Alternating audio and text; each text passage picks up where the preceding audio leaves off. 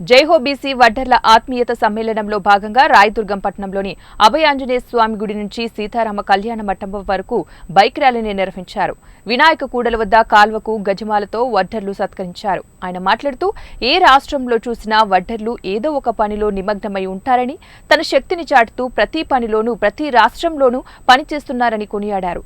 వడ్డర్లను ST జాబితాలలో చేర్చే విధంగా తన వంతు కృషి చేస్తానని అన్నారు. ఎక్కడికెక్కడికో పోయి బెంగళూరు, మైసూరు, ఢిల్లీ దాకా దేశమంతా కూడా తిరుగుతారు.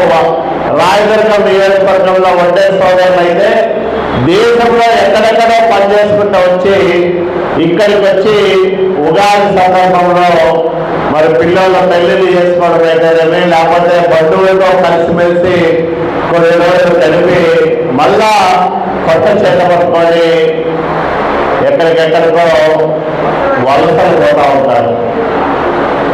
అందుకనే నేను ఎమ్మెల్యే అయిన తర్వాత చాలా సందర్భాల్లో మాట్లాడుతున్నప్పుడు ఇళ్లలో మగపిల్లలైతే ఉండగలుగుతారు, కానీ ఆడపిల్లలకు చాలా ఇబ్బంది.